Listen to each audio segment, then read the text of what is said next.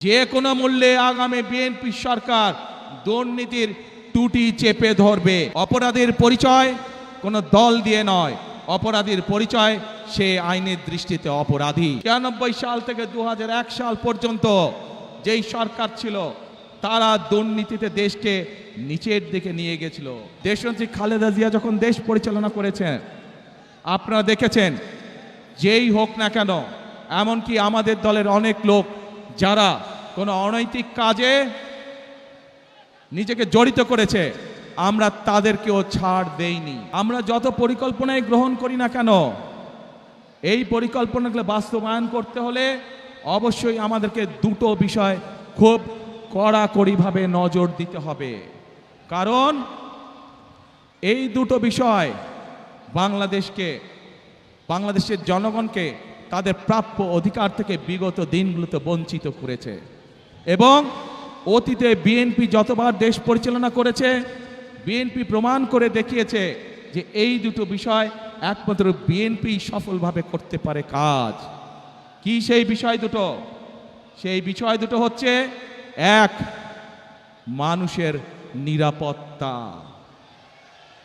যাতে করে মানুষ নিরাপদে চলাফেরা করতে পারে, ব্যবসা বাণিজ্য, চাকরি বাকরি সব করতে পারে। প্রিয় ভাই বোনেরা, বিগত সময় যখন বিএনপি ক্ষমতায় ছিল, দেশনেত্রী খালেদা জিয়া যখন দেশ পরিচালনা করেছেন, আপনারা দেখেছেন যেই হোক না কেন, এমনকি আমাদের দলের অনেক লোক যারা কোনো অনৈতিক কাজে নিজেকে জড়িত করেছে, আমরা তাদেরকেও ছাড় দেইনি। আজ এই দেশের জনগণ, এই দেশের মানুষ যদি বিএনপির পাশে থাকে, ইনশাআল্লাহ আগামী দিনে আমরা একইভাবে কঠোর হস্তে দেশের আইন শৃঙ্খলাকে নিয়ন্ত্রণ করব, যাতে দেশের সাধারণ মানুষ, খেটে খাওয়া মানুষ যাতে করে নির্বিঘ্নে জীবিকা নির্বাহ করতে পারে। প্রিয় ভাই বোনেরা, আমরা যতই পরিকল্পনা গ্রহণ করি, আরেকটি বিষয় আছে, যদি সেই বিষয়টিকে আমরা নিয়ন্ত্রণ না করি তাহলে আমাদের কোনো পরিকল্পনা সফল হবে না। কি সেটি? সেই বিষয়টাও বিএনপি অতীতে প্রমাণ করেছে একমাত্র বিএনপির পক্ষেই সম্ভব সেই বিষয়টিকে নিয়ন্ত্রণ করা, এবং সেটি হলো দুর্নীতি।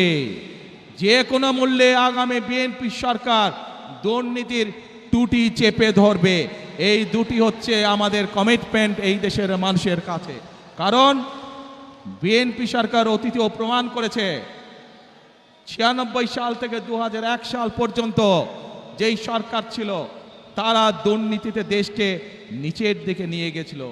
২০০১ সালে যখন দেশনেত্রী খালেদা জিয়া আপনাদের রায়ে দেশের দায়িত্ব পান, তখন ধীরে ধীরে ধীরে দেশনেত্রী খালেদা জিয়া দুর্নীতির করাল গ্রাস থেকে দেশকে বের করে নিয়ে এসছেন।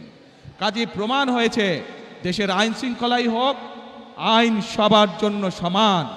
অপরাধের পরিচয় কোনো দল দিয়ে নয়, অপরাধীর পরিচয় সে আইনের দৃষ্টিতে অপরাধী, এবং অপরাধী যেই হোক তার বিরুদ্ধে দেশের আইন অনুযায়ী ব্যবস্থা হবে। কাজেই দুর্নীতি যেই করুক, দুর্নীতি যারাই করুক, তাদের বিরুদ্ধে দেশের আইন একইভাবে প্রযোজ্য হবে।